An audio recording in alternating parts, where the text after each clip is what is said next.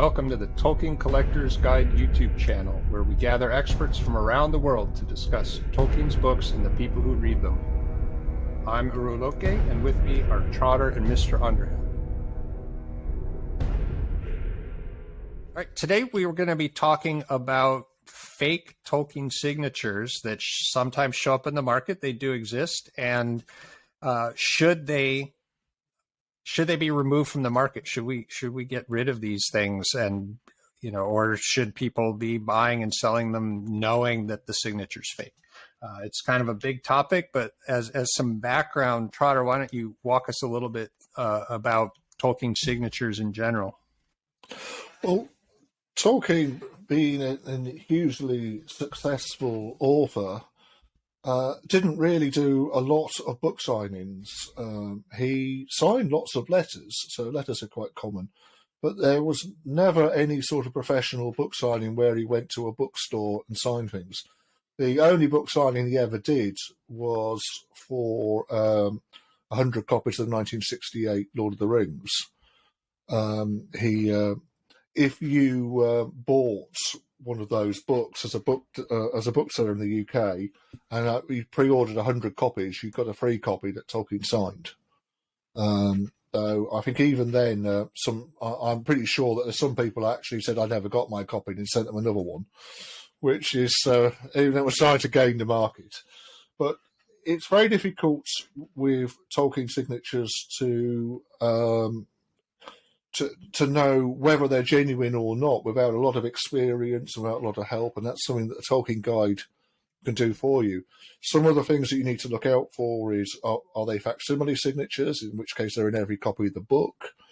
Are they really, really bad forgeries? There was a known forger who actually ended up going to spend some time in jail for forging various authors, and Tolkien was one of his favourites. Fortunately, he was a terrible version of his signatures. They are quite easy to spot. And then you get an example, which is what we're talking about today, where a book is actually being sold stating it doesn't have a genuine Tolkien signature. There is a signature in the book, but it actually says it's not Tolkien. And do we think that this is something that should be really allowed?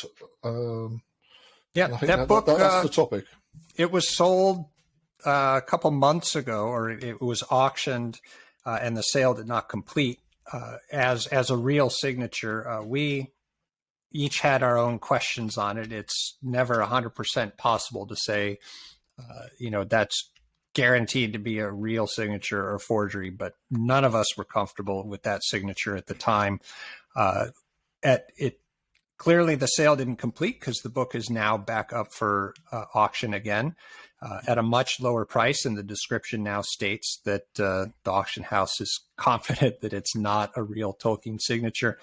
But yeah, it is a desirable book if it wasn't signed, right? It would have market value just as an unsigned book. So somebody might be interested in it for that purpose, but now it has this signature in it that was made by someone else. I'm confident of that. The auction house seems confident of that. To me, the fact that it has a forged signature in it, just flat sign, no other text, just Tolkien's name written out rather sloppily in someone else's hand. I don't personally want that on the market, right? I think that it actually drives the value of that book down essentially to zero, in that there's no way to keep this known forged information with that book for all sellers. So someone could buy it at this auction and then turn around and make a private sale to an unsuspecting third person and make it appear as if it was a real signature again. And then that person has effectively been cheated if that were to happen. So, or they could keep it for a few years, and then their relatives might inherit it, look at it and say, oh, this is a signed book. And it comes back on the market again as a signed edition. How would they know that it wasn't a a signed book, a genuine signature. I think that one of the reasons that we're actually, from my point of view, we're actually seeing a lot more listings, not just the one that we've been referencing, but we're seeing a lot more listings where dealers are listing books that are signed, and for the most part, it's facsimile signatures. But I have seen some other listings where dealers are listing books as signed, and there's either very little provenance, or there's none, or the signature just doesn't look correct. And I think it's probably a symptom of the market for Tolkien that's exploded over the last couple of years, and the market for just collectibles in general.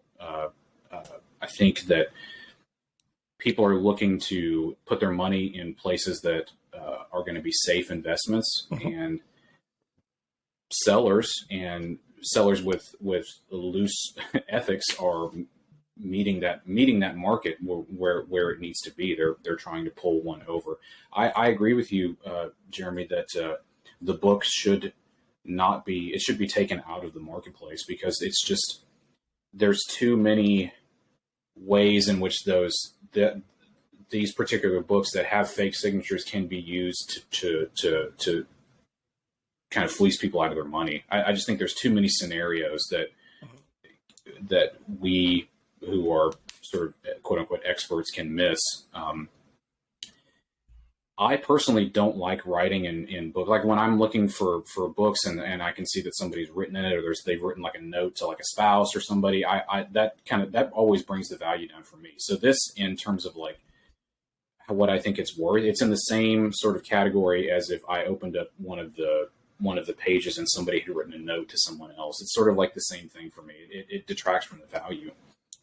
That brings up the thought of, what if the auction house or whoever currently owns this book actually wrote right next to the signature, like, this is not in Tolkien's hand, like in permanent pen right on there. To me, they might as well. That I would prefer that, to selling it as is.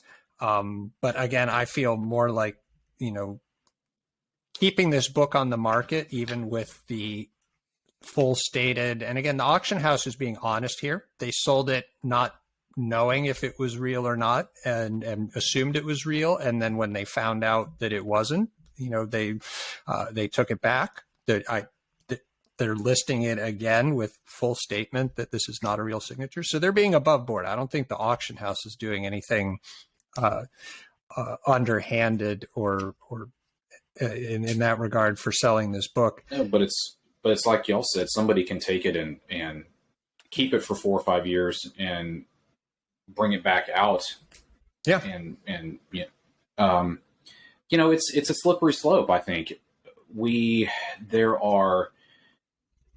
how do we know? There are lots of pieces that are come on the market every so often that were from Tolkien's personal library, and they all have a similar label on them that say from the library of J.R.R. Tolkien, and the label looks a certain way.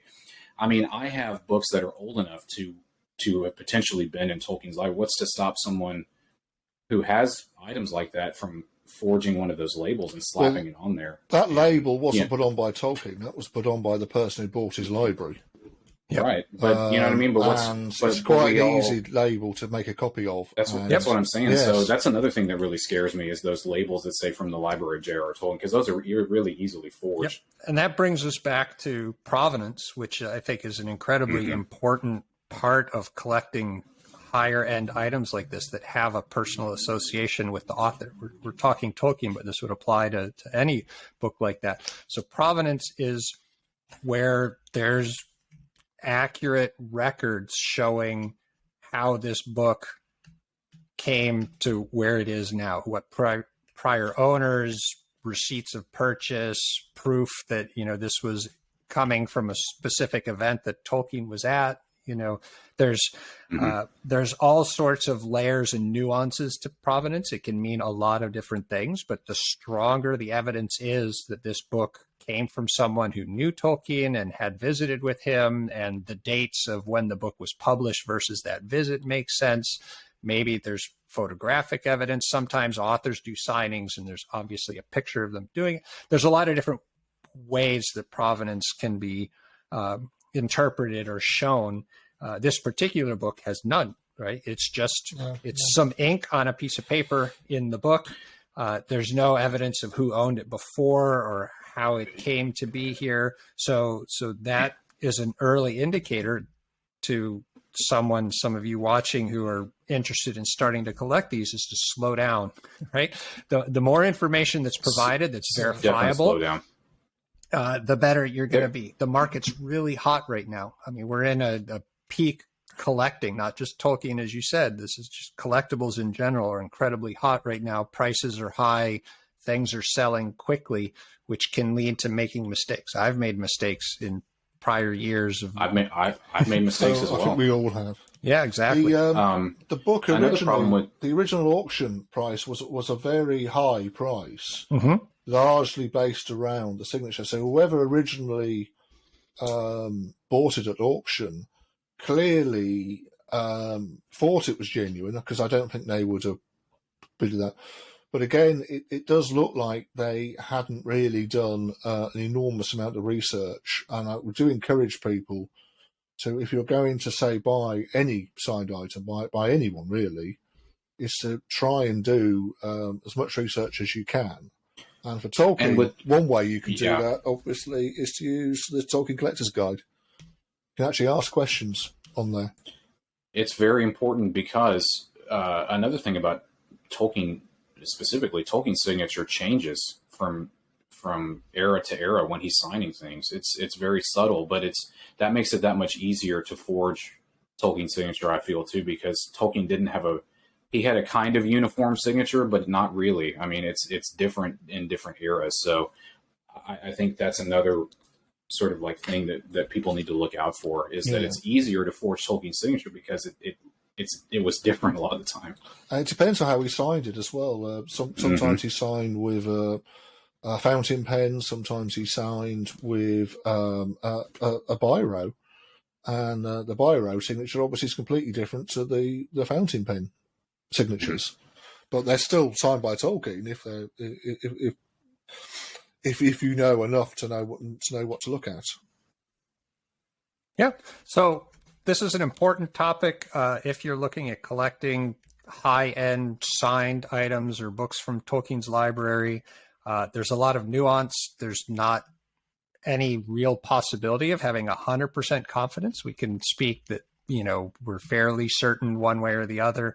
I'm sure lots of people will have questions, as we mentioned a couple times during this. All three of us and many other experts are on the Tolkien Collector's Guide. We love to talk about this stuff.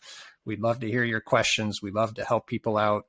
We want everyone to be happy and satisfied with their collections. You should never have that sick feeling that I bought something and maybe it's not real or I overpaid. So yes, it's not very nice if you bought a Tolkien item and then find out later on it wasn't signed by Tolkien. Absolutely. Yeah. That's a horrible feeling. Yeah, and so we can help you with that. And if we can't, we know someone who can. Yes. Thanks for joining us, guys. It's been a great conversation with you. Thank you. Thank you.